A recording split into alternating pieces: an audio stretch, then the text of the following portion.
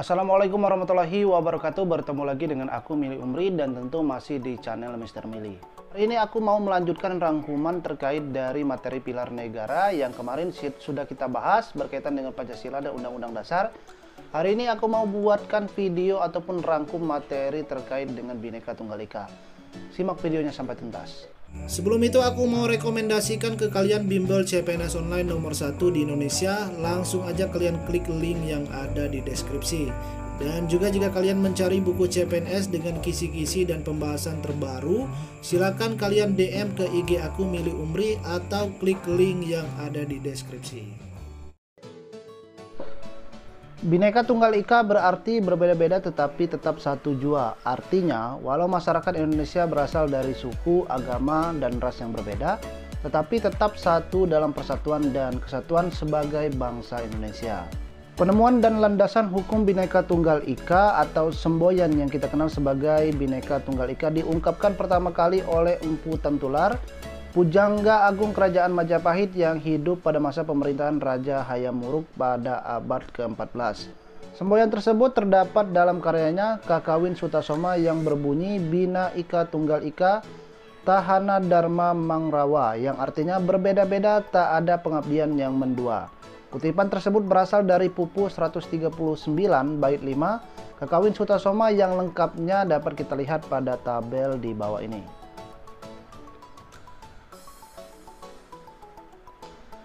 Pada tahun 1951, sekitar 600 tahun setelah pertama kali yang diungkapkan oleh Empu Tantular, semboyan Bhinneka Tunggal Ika ditetapkan oleh pemerintah Indonesia sebagai semboyan resmi negara Republik Indonesia dengan peraturan pemerintah nomor 66 tahun 1951. Peraturan pemerintah tersebut menentukan bahwa sejak 17 Agustus 1950, Bhinneka Tunggal Ika ditetapkan sebagai semboyan yang terdapat dalam lambang negara Republik Indonesia, yakni Garuda Pancasila. Jadi kalau kita lihat di bawah burung Garuda itu ada semboyan Bhinneka Tunggal Ika.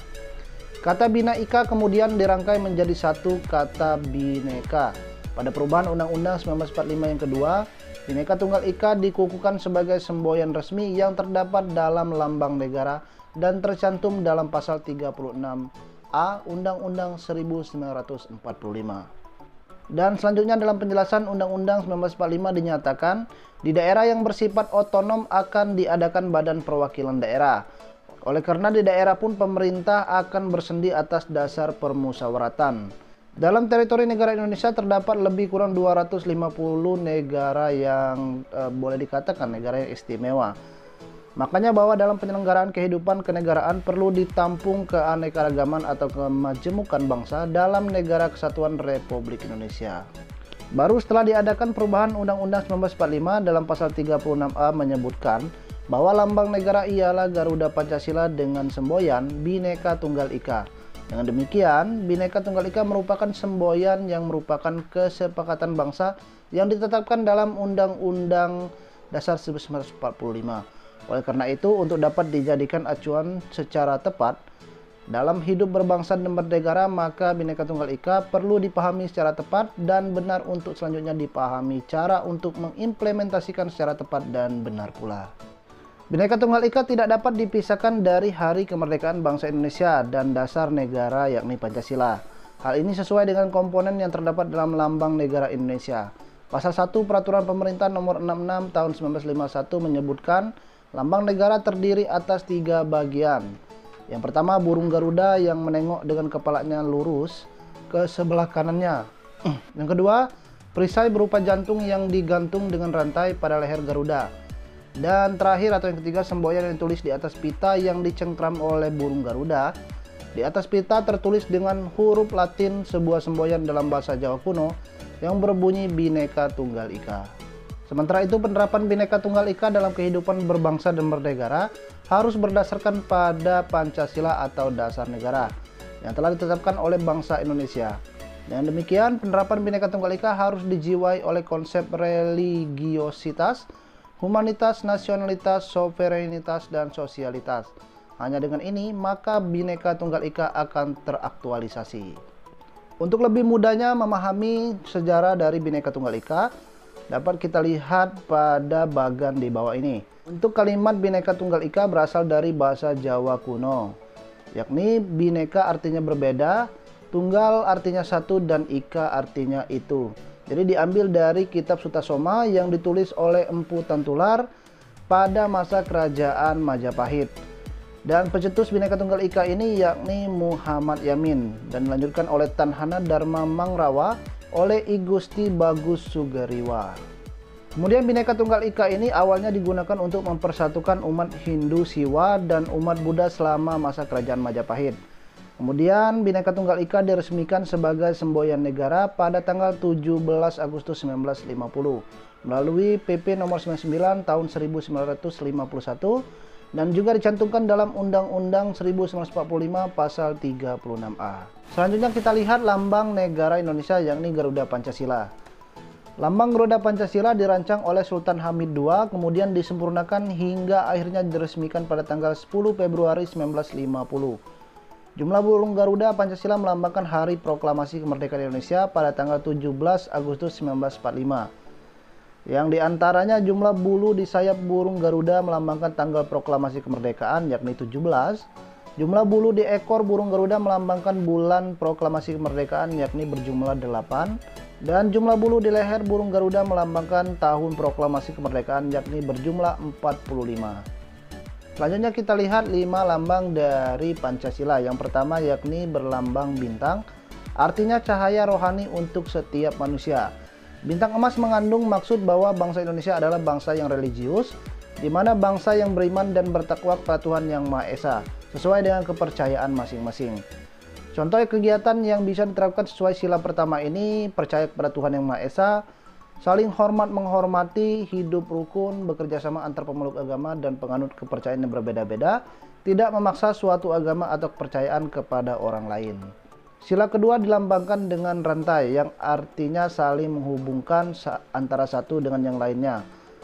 Untuk rantai dengan segi 4 itu dilambangkan dengan seorang laki-laki, dan juga lambang ataupun rantai dengan bulatan itu dilambangkan dengan seorang wanita. Dan contoh kegiatan yang bisa diterapkan sesuai dengan sila kedua ini, yang pertama sikap saling mencintai sama manusia, tenggang rasa, gemar menolong orang lain, tidak membeda-bedakan, dan terakhir berbicara kepada orang lain dengan sopan dan juga santun. Sila ketiga dilambangkan dengan pohon beringin dengan memiliki akar yang kuat, artinya negara kesatuan yang punya banyak budaya. Contoh kegiatan yang bisa diterapkan sesuai dengan sila ketiga ini, yang pertama rela berkorban, cinta tanah air, mencintai produk lokal, bergaul dengan teman tanpa membedakan suku, ras, dan juga adat istiadat. Sila keempat dilambangkan dengan kepala banteng, artinya saat musyawarah orang-orang akan berkumpul. Contoh kegiatan yang diterapkan sesuai dengan sila keempat ini yakni mengutamakan keputusan yang diambil secara musyawarah, tidak memaksa kehendak orang lain, melaksanakan musyawarah mufakat, menghormati dan menjunjung tinggi hasil musyawarah. Yang terakhir atau sila kelima yakni dilambangkan dengan padi dan juga kapas, yang artinya pangan dan sandang jadi kebutuhan pokok semua rakyat Indonesia. Contoh kegiatan yang bisa diterapkan sesuai sila kelima ini, yang pertama sikap adil kepada sesama, menjaga keseimbangan antara hak dan juga kewajiban, menghormati hak-hak orang lain, ikut serta dalam kegiatan gotong royong. Konsep dasar Bhinneka Tunggal Ika ini menganut prinsip yang terkandung dalam pembukaan Undang-Undang 1945, yakni mengutamakan kepentingan bangsa dan juga bukan kepentingan individu. Dapat kita lihat isi dalam pembukaan Undang-Undang 1945. Yang pertama, sungguhnya kemerdekaan itu ialah hak segala bangsa. Kemerdekaan yang dinyatakan oleh bangsa Indonesia supaya rakyat dapat berkehidupan kebangsaan yang bebas. Salah satu misi negara Indonesia untuk mencerdaskan kehidupan bangsa. Yang keempat, salah satu dasar negara Indonesia adalah persatuan Indonesia yang merupakan wawasan kebangsaan. Dan terakhir, ingin diwujudkan dengan berdirinya negara Indonesia yang berkeadilan sosial bagi seluruh rakyat Indonesia. Tentu dalam kehidupan berbangsa dan bernegara tidak dibenarkan merasa dirinya yang paling benar, paling hebat, dan tidak mengakui harkat dan martabat orang lain. Bhinneka Tunggal Ika memiliki 4 prinsip penting. Yang pertama, common denominator, artinya semboyan negara ini dijadikan cara untuk mencari prinsip yang sama dalam setiap keberagaman agama, budaya, ras, dan juga bahasa. Prinsip yang kedua yakni bersifat inklusif, artinya Bhinneka Tunggal Ika menjadi pedoman untuk masyarakat agar bisa hidup harmonis dan saling menjaga toleransi.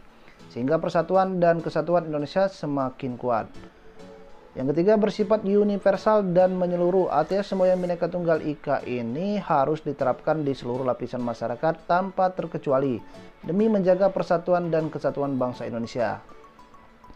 Yang terakhir yakni sifatnya konvergen, artinya keberagaman suku, agama, ras, dan bahasa seharusnya tidak untuk dibesar-besarkan, melainkan harus dijadikan dasar untuk memupuk rasa persatuan dan kesatuan sesama kita, sesama bangsa negara Indonesia. Kemudian kita lihat fungsi dari Bhinneka Tunggal Ika ini. Yang pertama, menciptakan dan menjaga kesatuan Republik Indonesia, membangun kehidupan nasional yang toleran sebagai rambu-rambu peraturan dan kebijakan negara, membantu mewujudkan cita-cita leluhur bangsa, dan terakhir membentengi perdamaian Indonesia.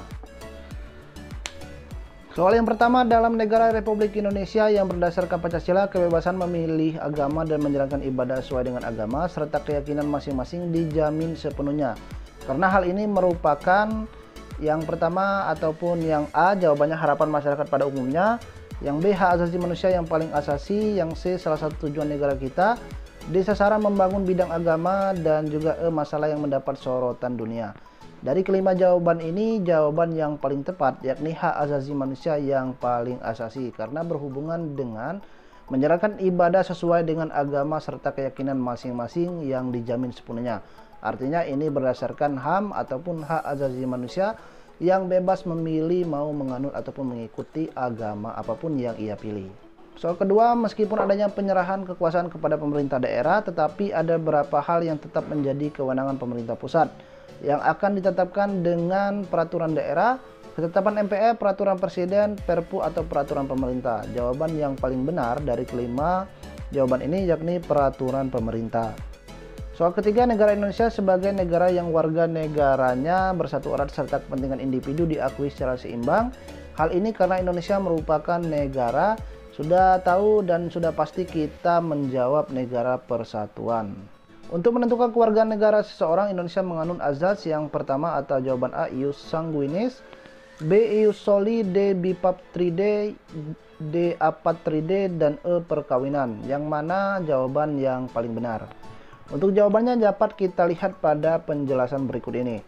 Yang pertama, azas ius sanguinis adalah azas yang menentukan kewarganegaraan berdasarkan keturunan, bukan berdasarkan negara tempat kelahiran. Yang kedua, azas ius soli secara terbatas adalah azas yang menentukan kewarganegaraan seseorang berdasarkan negara tempat kelahiran, yang diberlakukan terbatas bagi anak-anak sesuai dengan ketentuan yang diatur dalam Undang-Undang 1945. Yang ketiga, azas kewarganegaraan tunggal adalah azas yang menentukan satu kewarganegaraan bagi setiap orang. Yang keempat atau yang terakhir, azas kewarganegaraan ganda terbatas adalah azas yang menentukan kewarganegaraan ganda bagi anak-anak sesuai dengan ketentuan yang diatur dalam undang-undang.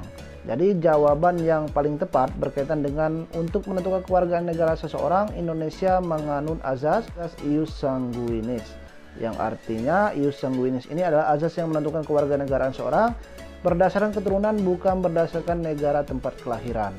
Nah, itu tadi beberapa rangkuman dan juga contoh soal berkaitan dengan materi Bhinneka Tunggal Ika. Dan kemudian aku akan bahas, atau di video selanjutnya aku akan bahas materi ataupun merangkum terkait dengan materi NKRI yang merupakan materi terakhir dari kisi-kisi tes SKDCAT berkaitan dengan pilar negara.